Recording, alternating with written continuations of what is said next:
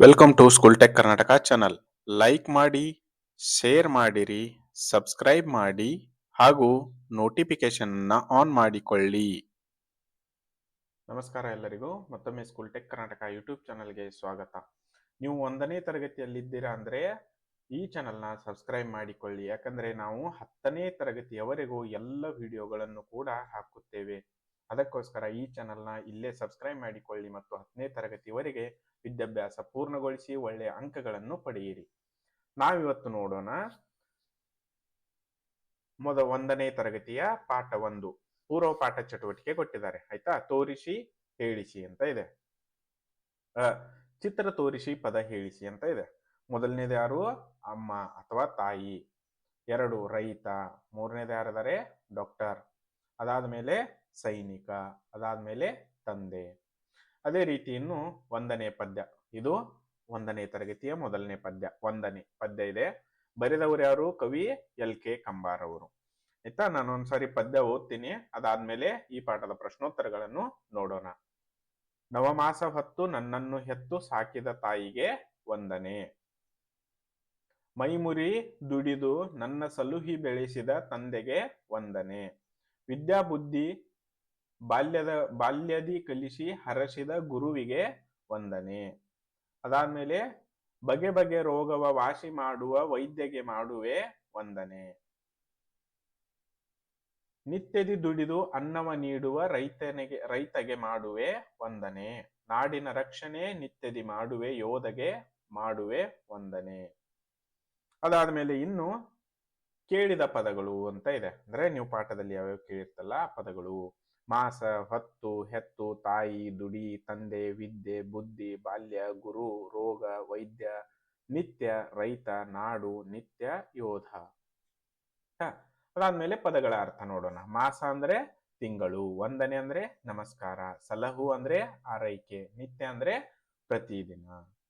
ಅದಾದ್ಮೇಲೆ ಈ ಪಾಠದ ಅಭ್ಯಾಸ ಪ್ರಶ್ನೋತ್ತರಗಳನ್ನ ನೋಡೋಣ. ಬಿಟ್ಟಿರುವ ಪದವನ್ನು ಮಕ್ಕಳಿಂದ ಹೇಳಿಸಿ ಅಂತ ಇದೆ. ಆಯ್ತಾ? ಮೊದಲು ನವಮಾಸ ಹೊತ್ತು ಸಾಕಿದ ತಾಯಿಗೆ ವಂದನೆ. ನವಮಾಸ ಅಂದ್ರೆ 9 ತಿಂಗಳು. ಅದಾದ್ಮೇಲೆ 2 ಮೈಮುರಿ ದುಡಿದು ಬೆಳೆಸಿದ ತಂದೆಗೆ ವಂದನೆ. ಆಯ್ತಾ? ಅದಾದ್ಮೇಲೆ 3ನೇದು ವಿದ್ಯಾಬುದ್ಧಿ ಕಲಿಸಿ ಹರಸಿದ ಗುರುವಿಗೆ ವಂದನೆ. 4ನೆಯ ಪ್ರಶ್ನೆ ನಿತ್ಯದಿ ದುಡಿದು ಅನ್ನವ ನೀಡುವ ರೈತಗೆ ಮಾಡುವೆ ವಂದನೆ. 5 ರೋಗವಾಸಿ ಮಾಡುವ ವೈದ್ಯಗೆ ಮಾಡುವೆ ವಂದನೆ. 6 ನಾಡಿನ ರಕ್ಷಣೆ ಮಾಡುವ ಯೋಧಗೆ ಮಾಡುವೆ ವಂದನೆ. ಇದು 6ನೇ ಪ್ರಶ್ನೆಯ ಉತ್ತರ. ಅದಾದ್ಮೇಲೆ ಇನ್ನು ಬಿಟ್ಟಿರುವ ಪದದ ಸಾಲುಗಳನ್ನು ಮಕ್ಕಳಿಂದ ಹೇಳಿಸಿ ಅಂತ ಇದೆ. ಆಯ್ತಾ? ಇವುಗಳ ಮುಂದಿನ ಸಾಲನ್ನ ಹೇಳಬೇಕು. 1 ನವಮಾಸ ಹೊತ್ತು ನನ್ನನ್ನು ಹೆತ್ತು ಸಾಕಿದ ತಾಯಿಗೆ ವಂದನೆ. 2 ಮೈಮುರಿದು ದುಡಿದು ನನ್ನನ್ನು ಸಲುಹಿ ಬೆಳೆಸಿದ ತಂದೆಗೆ ವಂದನೆ. 3ನೆಯ ಪ್ರಶ್ನೆ ವಿದ್ಯಾಬುದ್ಧಿ ಬಾಲ್ಯದಿ ಕಲಿಸಿ ಹರಸಿದ ಗುರುವಿಗೆ ವಂದನೆ. 4 ಬಗೆ ಬಗೆ ರೋಗವ ವಾಸಿ ಮಾಡುವ ವೈದ್ಯಗೆ ಮಾಡುವೆ ವಂದನೆ. ಅದೇ ರೀತಿ ಮುಂದೆ 5ನೇ ಪ್ರಶ್ನೆ ನಿತ್ಯದಿ ದುಡಿದು ಅನ್ನವ ನೀಡುವ ರೈತಗೆ ಮಾಡುವೆ ವಂದನೆ. 6 ನಾಡಿನ ರಕ್ಷಣೆ ನಿತ್ಯದಿ ಮಾಡುವ ಯೋಧಗೆ ಮಾಡುವೆ ವಂದನೆ. ಈತಲ್ವಾ? ಸೊ ಇದು 2ನೇದು. ಅದಾದ್ಮೇಲೆ ಇನ್ನು ಇದೆ ಈ ಚಿತ್ರಗಳನ್ನು ತೋರಿಸಿ ಪ್ರಶ್ನೆಗಳನ್ನು ಕೇಳಿ ಉತ್ತರ ಪಡೆಯಿರಿ ಅಂತ ಇದೆ. ಆಯ್ತಾ?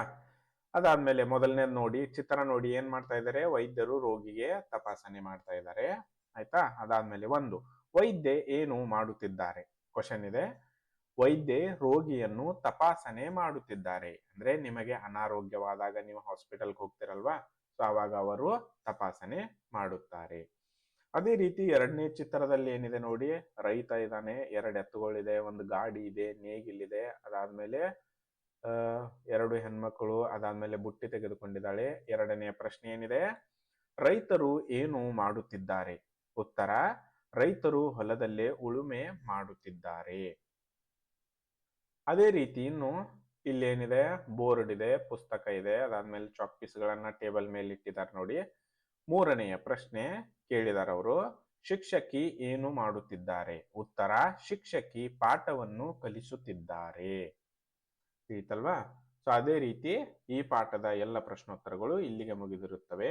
ನೀವಿನ್ನೂ ಸ್ಕೂಲ್ ಟೆಕ್ ಕರ್ನಾಟಕ ಚಾನಲ್ನ ಸಬ್ಸ್ಕ್ರೈಬ್ ಮಾಡ್ಕೊಂಡಿಲ್ಲ ಅಂದ್ರೆ ಖಂಡಿತ ಸಬ್ಸ್ಕ್ರೈಬ್ ಮಾಡಿಕೊಳ್ಳಿ, ಲೈಕ್ ಮಾಡಿ, ಶೇರ್ ಮಾಡಿ, ಹಾಗೂ ನಿಮ್ಮ ಫ್ರೆಂಡ್ಸ್ ಜೊತೆ ಕೂಡ ತಪ್ಪದೇ ಶೇರ್ ಮಾಡಿರಿ. ನಾವು ಮತ್ತೆ ಮುಂದಿನ ವಿಡಿಯೋದಲ್ಲಿ ಭೇಟಿಯಾಗೋಣ. Welcome to school tech Karnataka channel. Like ಮಾಡಿ, ಶೇರ್ ಮಾಡಿರಿ, ಸಬ್ಸ್ಕ್ರೈಬ್ ಮಾಡಿ ಹಾಗೂ ನೋಟಿಫಿಕೇಶನ್ ಆನ್ ಮಾಡಿಕೊಳ್ಳಿ.